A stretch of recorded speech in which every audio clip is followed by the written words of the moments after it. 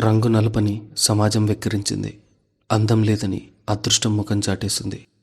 కానీ దేవుడు కరుణించి ఓ అందమైన రాకుమారుణ్ణి ఆమె జీవితంలోకి పంపాడనుకుంది. ఆ ఆనందం శోభనం గదిలో వాడిపోయే మల్లెపువ్వు అంతసేపు కూడా నిలవలేదు. ఆ లైటింగ్లో మేకప్లో సరిగ్గా తెలియలేదు, కానీ ఇంత నల్లగా ఉంటావు అనుకోలేదు. శోభనం గదిలో జీవితాన్ని పంచుకోవాల్సిన భర్త అన్న ఆ ఒక్క మాటతో ఆమె కలలన్నీ కాలిపూడిదయ్యాయి. ఒక ఆడపిల్ల అస్తిత్వం ఆమె చెరపపు రంగులోనే ఉందా? పదండి, ఆ కథ ఏంటో తెలుసుకుందాం. ఆ పెంకుటిల్లు వాకిట్లో ఉదయం పూట ఎప్పుడూ ఉండే సందడి ఇప్పుడు లేదు.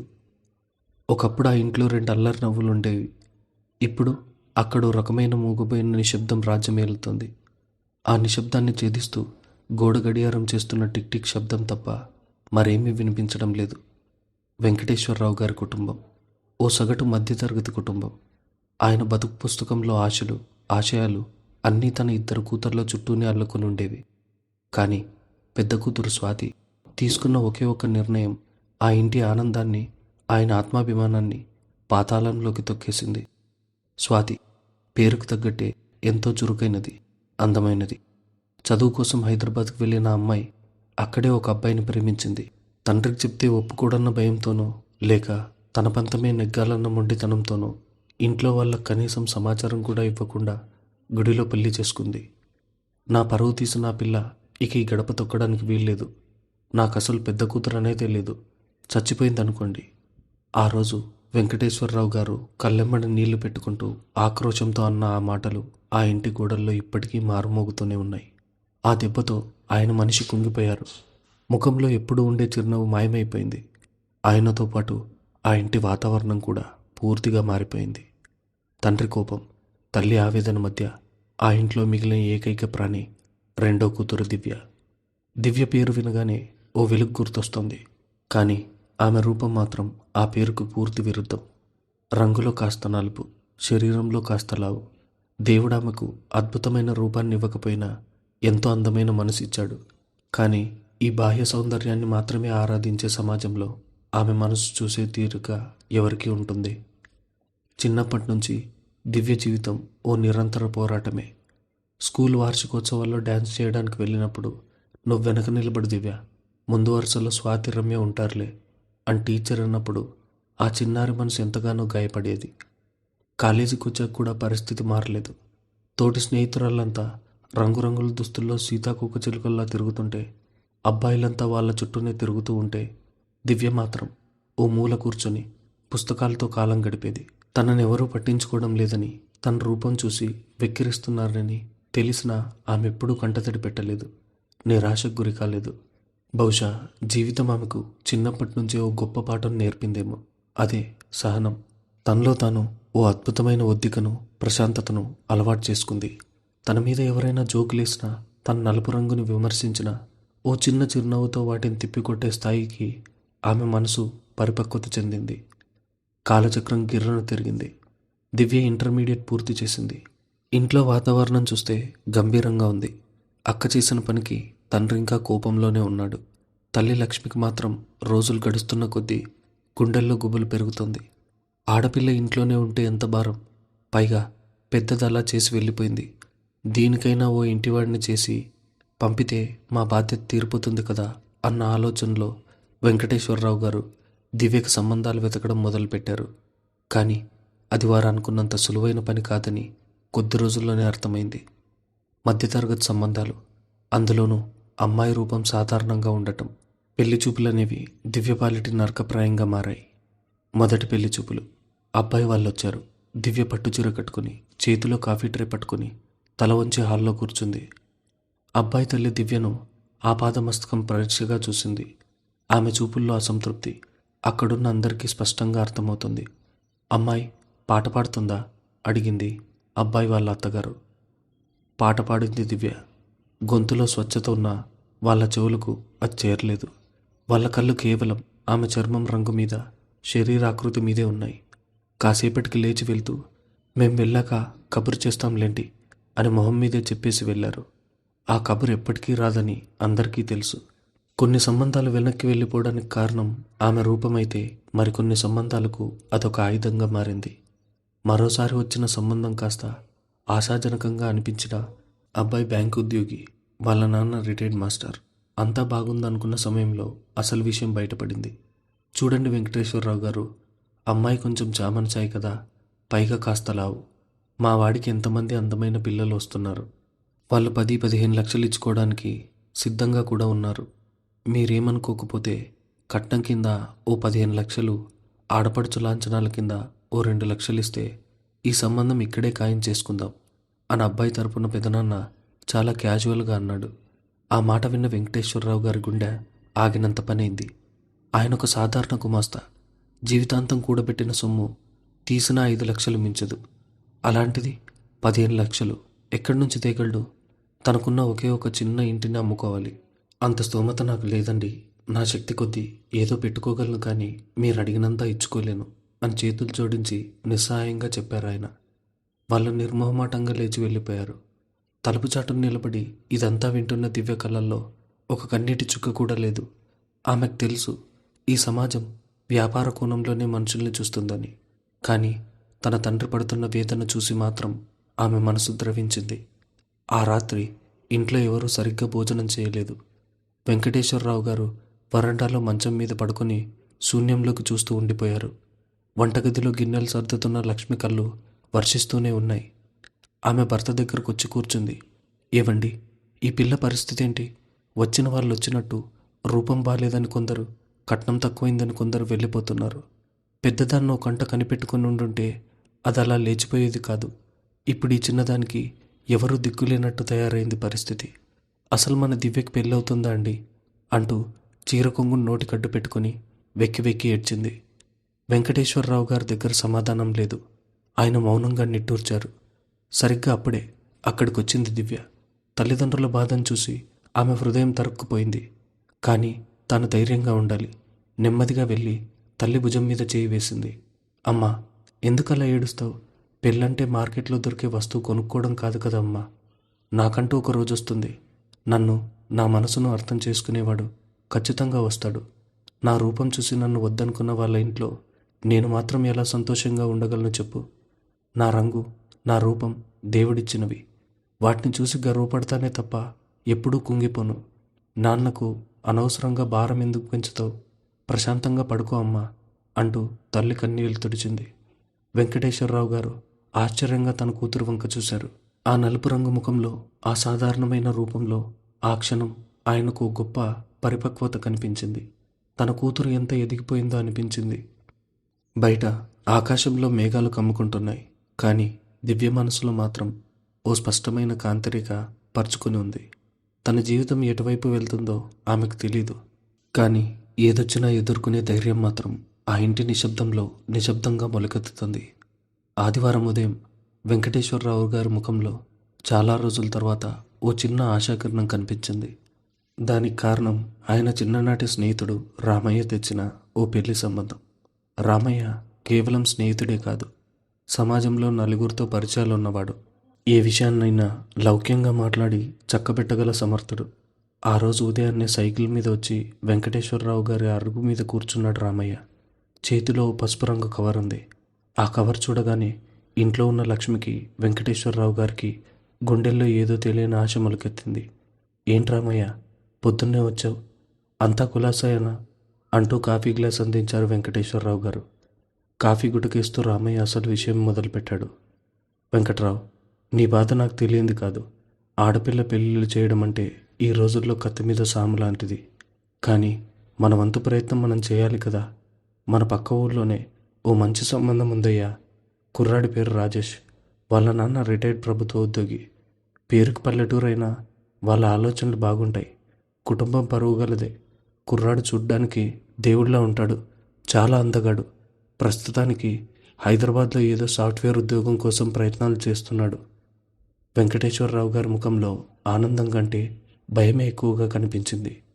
అంతా బాగుంది రామయ్య, కానీ మన దివ్య పరిస్థితి నీకు తెలుసు కదా. రూపం పెద్దగా లేదని ఇప్పటికే చాలామంది వంక పెట్టారు. ఆ కుర్రాడు అంత అందగాడు అంటున్నావు. మన పిల్లవాడికి నచ్చుతుందా?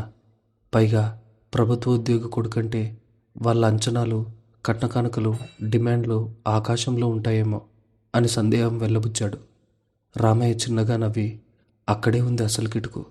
కుర్రాడికి ఇంకా ఉద్యోగం రాలేదు కాబట్టి వాళ్ళకు పెద్దగా డిమాండ్ లేవు. వాళ్ళకు కావాల్సిందల్లా కాస్త సర్దుబాటు చేసుకోగల సంబంధం. అమ్మాయి గుణవతి అయితే చాలు. రూపం గురించి పెద్దగా పట్టింపు లేదు. కాకపోతే పెళ్లి ఘనంగా చేయాలి. పైగా కుర్రాడి ఉద్యోగ ప్రయత్నాలకు, వాళ్ళ ఇంటి అవసరాలకు కాస్త డబ్బు సర్దుబాటు కావాలి అని వాళ్ళ నాన్న నాతో అన్నాడు. కుర్రాడికి రిమార్క్ ఏమీ లేదు. చాలా మంచివాడు. డబ్బు కాస్త సర్దుబాటు చేసుకోగలిగితే దివ్యకి ఇంతకంటే మంచి సంబంధం దొరకదు అన్నాడు ఖచ్చితంగా. ఆ మాటలు వింటున్న తల్లి లక్ష్మి కళ్ళల్లో నీళ్లు తిరిగాయి. ఎలాగైనా ఈ సంబంధం కుదిరితే చాలయ్యా. నా కూతురు ఏ ఇంటికైనా మహాలక్ష్మిలా వెళ్ళిపోతుంది అంది ఆరుబయట నిలబడి. వెంకటేశ్వరరావు గారు దీర్ఘంగా ఆలోచించారు. చేతిలో డబ్బు లేదు, కానీ కూతురు భవిష్యత్తు కోసం అప్పు చేయడానికైనా ఆయన సిద్ధపడ్డారు. దివ్య ఫోటోని, జాతకాన్ని రామయ్య చేతిలో పెట్టి దండం పెట్టుకున్నారు. ఇటుపక్క ఊళ్ళో రాజేష్ ఇంట్లో వాతావరణం ఇంకోలా ఉంది. రాజేష్ నిజంగానే రాకుమారుడిలా ఉంటాడు. ఎత్తైన ఆజానుబాహుడి దేహం, నిలువెత్తు విగ్రహం, ఆకర్షణీయమైన కళ్ళు. కాలేజీ రోజుల నుండి ఎంతోమంది అమ్మాయిలు అతను వెనకపడ్డారు. కానీ అతనికి తన జీవితం మీద, భవిష్యత్తు మీద ఎన్నో పెద్ద కలలున్నాయి. హైదరాబాద్ లాంటి మహానగరంలో పెద్ద ఉద్యోగం సంపాదించాలి, అందమైన, చదువుకున్న, మోడ్రన్గా ఉండే అమ్మాయిని పెళ్లి చేసుకోవాలి. ఇవి అతని ఊహలు. కానీ వాస్తవం కఠినంగా ఉంటుంది కదా. డిగ్రీ పూర్తయి 2 ఏళ్ళు అవుతున్నా ఇంకా సరైన ఉద్యోగం రాలేదు. తండ్రికి వచ్చే అరకొర పెన్షన్తో ఇల్లు గడవడం కష్టంగా ఉంది. దానికి తోడు ఇంట్లో పెళ్ళిడికి వచ్చిన చెల్లెలుంది. ఆదివారం మధ్యాహ్నం భోజనాలు అయ్యాక రాజేష్ తండ్రి రామయ్య తెచ్చిన కవర్ను రాజేష్ ముందుంచాడు. ఏంటి నాన్న ఇది అన్నాడు రాజేష్ ఆ కవర్ తెరుస్తూ. ఒక సంబంధం వచ్చిందిరా. అమ్మాయి పేరు దివ్య. వాళ్ళ నాన్న వెంకటేశ్వరరావు గారు నాకు తెలిసిన మనిషి. చాలా మంచి కుటుంబం. పైగా మన అవసరాలకు తగ్గట్టుగా కట్న కానుకలు సమర్పించుకోవడానికి సిద్ధంగా ఉన్నారట అన్నాడు తండ్రి. కవర్లోంచి దివ్య ఫోటో తీసిన రాజేష్ ముఖం క్షణాల్లో మారిపోయింది. అతని కళ్ళల్లో ఓ రకమైన నిరాశ, అసంతృప్తి స్పష్టంగా కనిపించాయి. ఆ ఫోటోలో దివ్య చాలా సామాన్యంగా ఉంది. చామన ఛాయ్ కంటే కాస్త ఎక్కువ నలుపు. ముఖంలో అమాయకత్వం ఉన్న రాజేష్ కోరుకున్న ఆధునికత, ఆకర్షణ అందులో మచ్చుకైనా లేవు. చేతిలోని ఫోటోను బల్ల మీద విసిరేసినట్టుగా పడేసి చికాగ్గా లేచి నిలబడ్డాడు రాజేష్. ఏంటి నాన్న ఇది? ఈ అమ్మాయిని చేసుకోమని చెప్తున్నారా? ఫోటోలోనే ఇంత నల్లగా, సామాన్యంగా ఉందంటే ఇక నేరుగా చూస్తే ఎలా ఉంటుందో ఊహించుకోవడానికే భయంగా ఉంది. నేను చేసుకోను, నా వల్ల కాదు అన్నాడు కరాఖండిగా. అక్కడే ఉండి ఇదంతా గమనిస్తున్న రాజేష్ తల్లి కమల మెల్లగా కొడుకు దగ్గరకు వచ్చింది.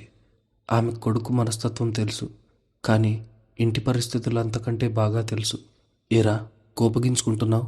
కూర్చో ముందు అంటూ కొడుకు భుజం మీద చేయి వేసి పక్కన కూర్చోబెట్టుకుంది కమల. నాకిష్టం లేదమ్మా. నా ఫ్రెండ్స్ అందరూ ఎంత అందమైన అమ్మాయిల్ని పెళ్లి చేసుకుంటున్నారో తెలుసా? రేపు నేను ఈ అమ్మాయిని తీసుకుని వాళ్ళ ముందుకు వెళ్తే నన్ను చూసి నవ్వుతారు. నాకు కూడా కొన్ని కలలుంటాయి కదా. ఈ సంబంధం నాకొద్దు అని ముఖం తిప్పుకున్నాడు. కమల నిట్టూర్చింది. కలలందరికీ ఉంటాయి నాన్న, కానీ ఆ కలలకి రెక్కలు రావాలంటే చేతిలో 4 రాళ్ళుండాలి. అందం అంటే ఏంట్రా? ఈరోజు ఉంటుంది, రేపు పోతుంది. వయసుతో పాటు కరిగిపోయే ఆ అందాన్ని చూసి మురిసిపోతే జీవితం ముందుకు సాగదు. మనకు కావాల్సింది మంచి మనసున్న పిల్ల, మన కుటుంబాన్ని కలుపుకుపోయే పిల్ల. ఆ అమ్మాయికి అందం లేకపోయినా గుణం మంచిదని మీ నాన్నగారు విచారించారు. మంచితనం ముఖ్యంరా. రాజేష్కు ఆ మాటలు రుచించలేదు.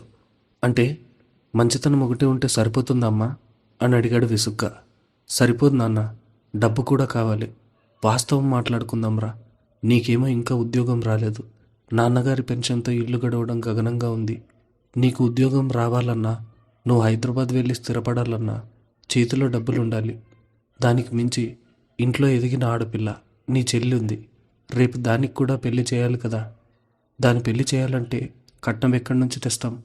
ఈ సంబంధం చేసుకుంటే వాళ్ళిచ్చే డబ్బుతో నీ ప్రయత్నం నువ్వు చేసుకోవచ్చు. చెల్లికి పెళ్లి కూడా ఘనంగా చేయొచ్చు. మన కుటుంబం గట్టెక్కాలంటే ఇలాంటి రాజీలు తప్పవు నాన్న. మీ చెల్లి పెళ్లి కూడా చూడాలి కదా మనం. ఇంటి పెద్ద కొడుగ్గా ఆ మాత్రం త్యాగం చేయలేవా అని కమల కన్నీళ్లు పెట్టుకుంది. తల్లి కన్నీళ్లు, చెల్లి భవిష్యత్తు రాజేష్ మనసును కట్టిపడేశాయి. తన కలలు, తన ఊహలు అన్నీ వాస్తవ ప్రపంచం ముందు ఓడిపోతున్నాయని అతనికి అర్థమైంది. తనకిష్టమే లేకపోయినా కుటుంబ పరిస్థితుల ఒత్తిడికి తల వంచక తప్పలేదు.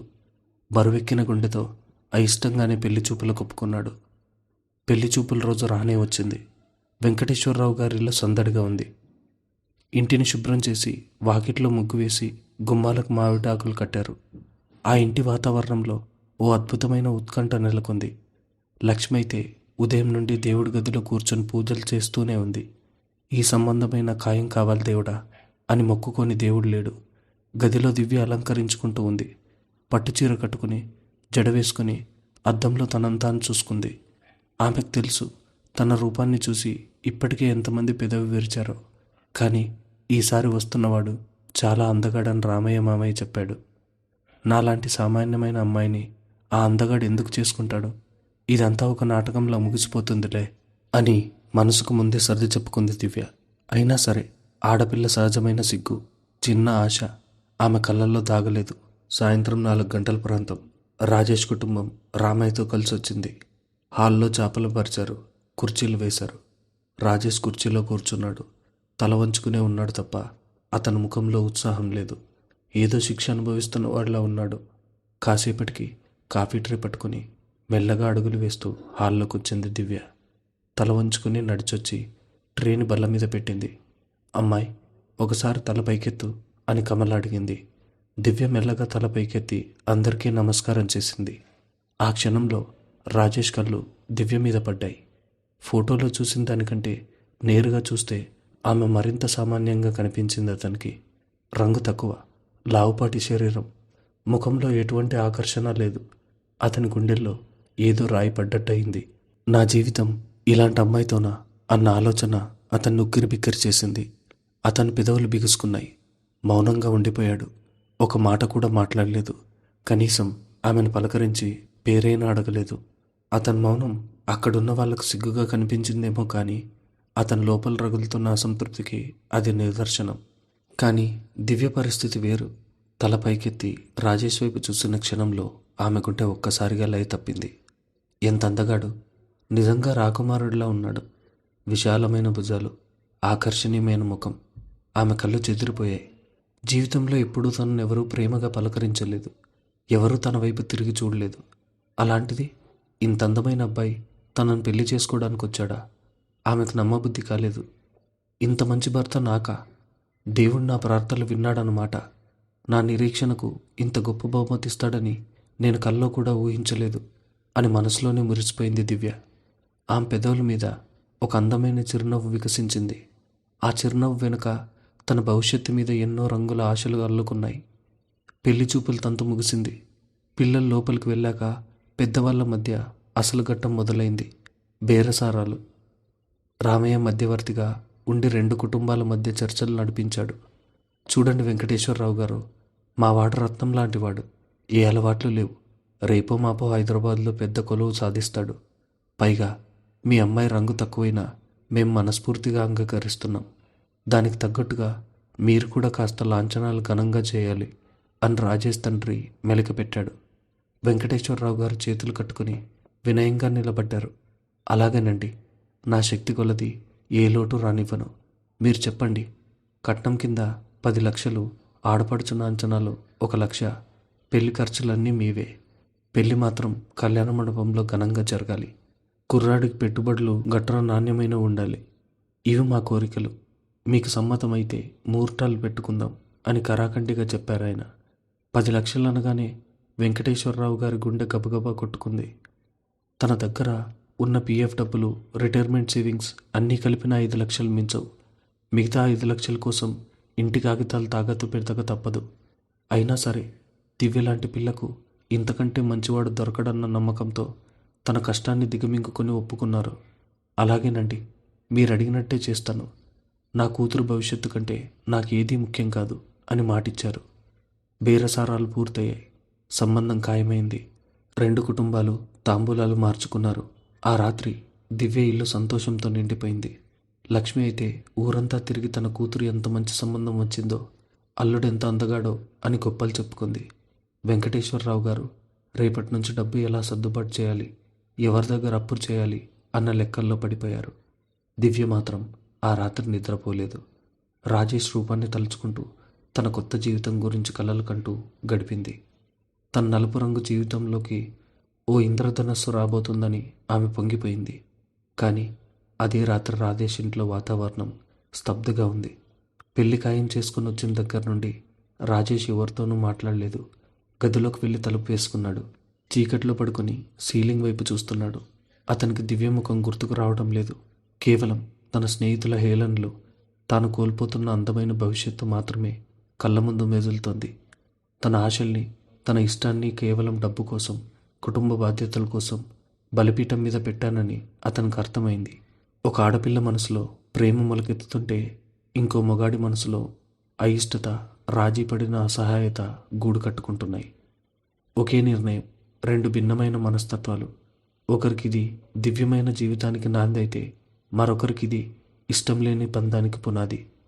పెళ్లిపీటల మీద ఒకటి కాబోతున్న ఈ రెండు వ్యతిరేక ధృవాలు భవిష్యత్తులో ఎలాంటి ప్రయాణాన్ని సాగిస్తాయో కాలమే నిర్ణయించాలి. సన్నాయి మేళం, సరాగాల ఆకాశాన్ని అంటుకుంటున్నాయి. కళ్యాణ మండపం అంతా పచ్చని మామిడి తోరణాలు, అరటిగెలలు, బంతిపూల దండలతో కలకల్లాడుతోంది. ఎటు చూసిన బంధువుల కోలాహలం, పట్టుచీరల రెపరెపలు, అత్తరు సువాసనలు, నగల దగదగలు. ఆ మండపంలో అడుగుపెట్టిన ప్రతి ఒక్కరికి అదొక పండగ వాతావరణంలా అనిపించింది. ఆ పెళ్లికి జరిగిన ఏర్పాట్లు చూసి వచ్చిన వాళ్ళందరూ ముక్కున వేలేసుకుంటున్నారు. మధ్యతరగతి కుటుంబానికి చెందిన వెంకటేశ్వరరావు గారు ఇంత ఘనంగా పెళ్ళిలా చేస్తున్నారా అని గుసగుసలాడుకుంటున్నారు. నిజానికి ఆ ఆర్భాటం వెనుక ఆయన పడిన వ్యధ, ఆయన పడుతున్న కష్టం ఎవరికీ తెలీదు.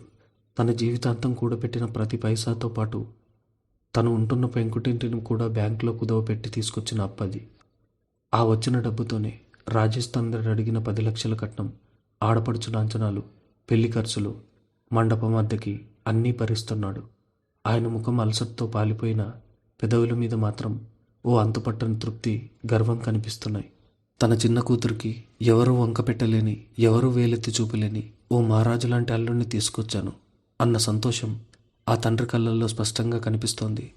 బంధువులందరికీ స్వయంగా దగ్గరుండి మరీ భోజనాలు వడ్డిస్తున్నాడు. ప్రతి ఒక్కరి చేతులు పట్టుకొని మర్యాదలు చేస్తున్నాడు.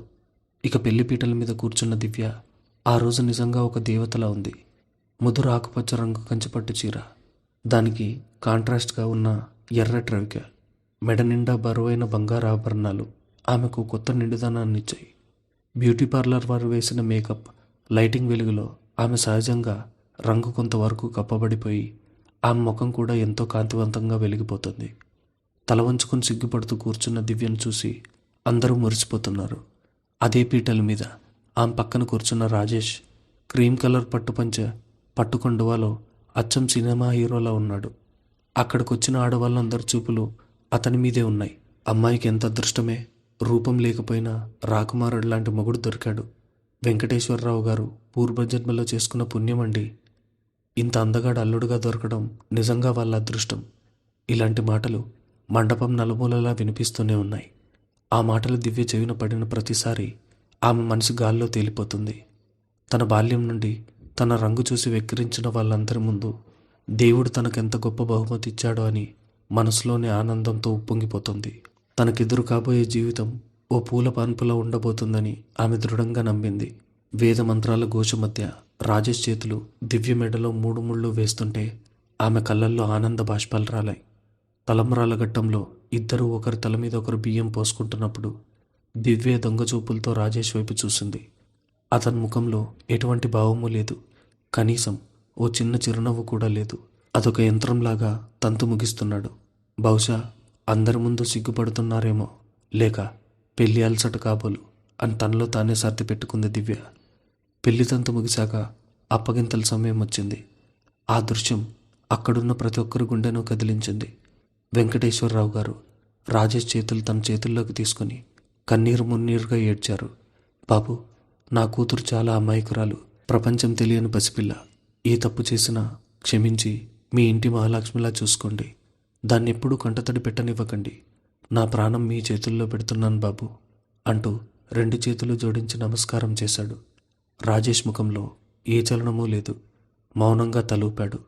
తల్లి లక్ష్మి అయితే కూతుర్ను పట్టుకుని వదలకుండా వెక్కి వెక్కి ఏడ్చింది. అమ్మ దివ్య, అత్తమామలను పూజించుకో. భర్త అడుగుజాడల్లో నడువు, మన పరువు నిలబెట్టు తల్లి అంటూ బుద్ధిమతులు చెప్పింది. తల్లిదండ్రుల ప్రేమకు తాను వదిలి వెళ్తున్న పుట్టింటిని కన్నీటికి వీడ్కోలు పలుకుతూ దివ్య అత్తారింటికి పయనమైంది. ఆమె పయనిస్తున్న కారు వెనుక ఆమె గతం, ముందు ఆమె భవిష్యత్తు ఉన్నాయి. ఆ క్షణంలో ఆమె గుండెలో భయం, బెరుకు, ఆశ, ఆనందం అన్నీ కలగలిసి ఓ ప్రవాహంలో ఉప్పొంగుతున్నాయి. అత్తింట్లో అడుగుపెట్టిన మొదటి రోజే ఎన్నో పనులు, లాంఛనాలు అన్నీ ముగిసేసరికి రాత్రి 10 దాటింది. ఆ రాత్రి శోభనం కోసం అత్తింటి వాళ్ళు గదిని ప్రత్యేకంగా ముస్తాబు చేశారు. ఇల్లంతా బంధుమిత్రుల కోలాహలంతో నిండింది. రాజేష్ చెల్లెళ్ళు, వరుసకు వదినలయ్యే వాళ్ళు దివ్యను ఆట పట్టిస్తూ శోభనం గదిలోకి పంపేకు ఏర్పాటు చేస్తున్నారు. దివ్యకు ఓ పక్క చెమటలు పడుతున్నాయి, మరో పక్క గుండెల్లో రైలు బండిలా పరిగెడుతోంది. ఎర్రటి పట్టుచీర కట్టుకుని, జడ నిండా మల్లెపూలు, కనకాంబరాలు పెట్టుకుని, నుదుట పెద్ద కుంకుమ బొట్టుతో ఆమె ఎంతో అందంగా ముస్తాబైంది. చేతికి గాజులు గలగలమంటున్నాయి, కాళ్ళకు పారాని ఎర్రగా మెరుస్తోంది. వాళ్ళు ఆమె చేతిలో ఓ పాల గ్లాస్ పెట్టి గది తలుపులు తెరిచి లోపలికి నెట్టి బయట నుండి నవ్వుకుంటూ తలుపులు వేశారు. గదిలో అడుగుపెట్టిన దివ్యకు ఒక్కసారిగా ఆ పూల సువాసనలు, అగరబత్తి పరిమళాలు ఉక్కిరిబిక్కిరి చేశాయి. పడక మంచమంతా గులాబీ రేకులతో అందంగా అలంకరించింది. గదిలో వెలుగుతున్న చిన్న లైట్ వెలుతురులో ఆ వాతావరణం అంతా ఒక మాయాజాలంలా అనిపించింది. దివ్య నెమ్మదిగా నడుచుకుంటూ వెళ్ళి మంచం కోణం మీద కూర్చుంది. ఆమె చేతులు వణుకుతున్నాయి. పాల గ్లాస్ పట్టుకున్న వేళ్ళు చల్లబడిపోయాయి. మనసు నిండా ఎన్నో ఊహలు, వేల కొద్ది ప్రశ్నలు. అతను ఎలా పలకరిస్తాడు? నా చేయి పట్టుకొని ఏమంటాడు? నా గురించి అతను ఏమనుకుంటున్నాడు? నేనింత అదృష్టవంతురాలని ఎలా అయ్యాను? ఇలాంటి ఆలోచనలు ఆమె మనసును ఒక పూల తోటలా మార్చేశాయి. ఆమె కళ్ళు పదే పదే గది తలుపుల వైపు చూస్తున్నాయి. బయట వీస్తున్న ప్రతి చిన్న అలికిడికి ఆమె గుండె జల్లుమంటోంది. నిమిషాలు గంటల్లా గడుస్తున్నాయి. అరగంట తర్వాత గది తలుపులు గడియ తీసిన చప్పుడు వినిపించింది. దివ్య గుండె ఒక్కసారిగా ఆగి కొట్టుకుంటున్నట్టు అనిపించింది. తల దించుకుని చేతుల్లోని పాల గ్లాసును మరింత గట్టిగా పట్టుకుంది. తలుపు తీసుకుని రాజేష్ లోపలికి వచ్చాడు. వెంటనే తలుపు గడియ వేశాడు. గదిలోకి వస్తూనే అతని ముఖంలో ఓ రకమైన విసుగు, అలసట స్పష్టంగా కనిపిస్తున్నాయి. పట్టుపంచ వదిలించుకుని సాధారణమైన పైజామా కుర్తా వేసుకుని ఉన్నాడు. చేతికున్న గడియారాన్ని విప్పి టేబుల్ మీద విసిరేసినట్టుగా పెట్టాడు. ఆ శబ్దం గదిలో నిశ్శబ్దాన్ని భయానకంగా ఛేదించింది. దివ్యకి ఏం చేయాలో పాల్పోవడం లేదు. మర్యాద కొద్దీ ఆమె నెమ్మదిగా లేచి నిలబడింది. తల వంచుకుని ఉండిపోయింది. అతను వచ్చి తన చేయి పట్టుకుంటాడని, తన వైపుకు ప్రేమగా చూస్తాడని ఆమె ఎదురు చూస్తుంది. కానీ గదిలో కొన్ని క్షణాల పాటు భయంకరమైన నిశ్శబ్దం ఆవరించింది. రాజేష్ మంచం దగ్గరకు వచ్చాడు. కళ్ళార్పకుండా దివ్య వైపు చూశాడు. పెళ్లి పందిట్లో లైటింగ్ వెలుగుల్లో, బ్యూటీ పార్లర్ మేకప్లో ఆమె అసలు రంగు బయటపడలేదు. కానీ ఇప్పుడు ఆ మేకప్ అంతా కడిగేసుకుని సహజమైన రూపంలో ఉంది. దివ్యను చూసేసరికి అతనిలోని అసహనం కట్టలు తెంచుకుంది. రంగు తక్కువ చర్మం, సామాన్యమైన ముఖ కవలికలున్న ఆమెను చూస్తుంటే అతనికి చెప్పలేనంత చికాకు వచ్చింది. తనను కలల కన్నా అందమైన భార్య రూపం ఏది? ఇప్పుడు తన ముందు నిలబడున్న ఈ సామాన్యమైన అమ్మాయి ఏది? అతని అహంకారం దెబ్బతింది. అతని కోపం తారాస్థాయికి చేరుకుంది. నిర్దాక్షిణ్యంగా ఓ పదునైన కత్తితో పొడిచినంత కఠినంగా అతని నోటి నుంచి ఆ మాటలు వెలువడ్డాయి. ఆ లైటింగ్లో, మేకప్లో సరిగ్గా తెలియలేదు, కానీ ఇంత నల్లగా ఉంటావనుకోలేదు అన్నాడు చాలా చల్లగా, అందులో ఏమాత్రం జాలి లేని స్వరంతో. ఆ మాటలు విన్న దివ్యకు తన చెవుల్ని తనే నమ్మలేకపోయింది. అప్పటిదాకా ఆకాశంలో వేరుస్తున్న ఆమె మనసు ఒక్కసారిగా కత్తిరించి వదిలేసిన గాలిపటంలా కింద పడిపోయింది. ఆ మాటలకు ఆమె అస్తిత్వమే వణికిపోయింది. గుండెల్లో ఏదో పగిలిన శబ్దం ఆమెకు మాత్రమే వినిపించింది. చేతుల్లో ఉన్న పాల గ్లాసు వణికి అందులోని పాలు కాస్త ఒలికాయి. ఆమె గొంతులో మాటలు పెగల్లేదు. తల ఎత్తి అతడి ముఖంలోకి చూసింది. ఆ కళ్ళల్లో ప్రేమ లేదు, ఆకర్షణ లేదు, కనీసం ఓ మనిషి పట్ల ఉండాల్సిన గౌరవం కూడా లేదు. కేవలం అసహ్యం, నిరాశ మాత్రమే ఉన్నాయి. దివ్య కళ్ళల్లో నీళ్లు సుడులు తిరిగాయి. అవమాన భారంతో ఆమె పెదవులు వణికాయి.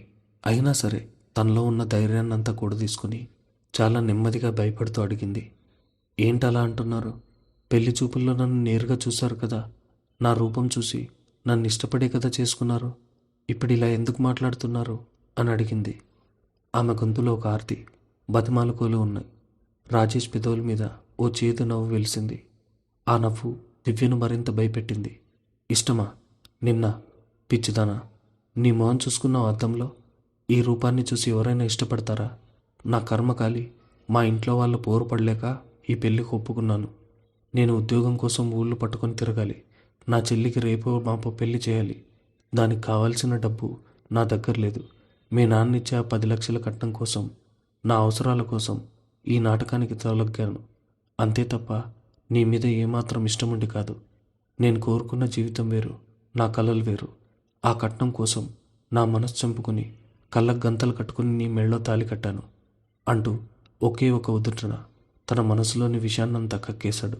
ఆ మాటలు ఒక్కొక్కటి ఉరుములై ఆమె నెత్తిమీద పడ్డాయి. 10 లక్షల కట్నం, తన తండ్రి అప్పుల పాలై ఇంటిని తాకట్టు పెట్టి తెచ్చిన ఆ డబ్బంతా తన సంతోషం కోసం కాదు, ఒక స్వార్థపరుడి అవసరాలు తీర్చడానికా? తన తండ్రి పడిన కష్టం, తాను పెట్టుకున్న ఆశలు అన్నీ ఒక అబద్ధ పునాది మీద కట్టబడ్డాయా? తనను చూసి మురిసిపోయింది ఒక ఆడపిల్ల మనసు మాత్రమే కానీ, ఎదురుగా ఉన్న మొగాడి మనసులో తానంటే కేవలం అసహ్యం, లాభాపేక్ష మాత్రమే ఉన్నాయా? దివ్యకు లోకమంతా చీకటిగా అనిపించింది. కాళ్ళ కింద భూమి కుంగిపోతున్నట్టు అనిపించింది. ఆమె కళ్ళ నుండి కన్నీళ్లు ధారాలుగా కారుతోంది. చేతిలో ఉన్న పాల గ్లాసు మెల్లగా పక్కన టేబుల్ మీద పెట్టింది. ఆమె ఏడుపు చూసి కూడా రాజేష్ మనసు కరగలేదు. అతనికి ఆమె కన్నీళ్లు కూడా విసుగు తెప్పించాయి. ఇక ఈ ఏడుపులు నాటకాలు కట్టిపెట్టి వెళ్ళి ఆ మూలను పడుకో, నన్ను విసిగించకు, ఈ రాత్రికి నాకు ప్రశాంతత కావాలి అని విసురుగా అన్నాడు. అంతే. గదిలోని మెయిన్ లైట్ ఆఫ్ చేసి మంచం మీద పడుకొని అటువైపు తిరిగి దుప్పటి కప్పుకున్నాడు రాజేష్. దివ్య అక్కడే నిలబడిపోయింది. గదిలో ఇప్పుడు ఓ చిన్న మసక వెలుతురు మాత్రమే ఉంది. ఆ మసక వెలుతురులో కప్పుకున్న దుప్పటి కింద ఉన్న తన భర్త ఆకారాన్ని చూస్తూ విలవిల్లాడిపోయింది. నిమిషాల వ్యవధిలో తన జీవితం ఎంత ఘోరంగా తలకిందులైంది. తను కన్న కలలు మొదటి రాత్రి ఇది కాదు. తను కోరుకున్న జీవిత భాగస్వామి ఇలాంటివాడు కాదు.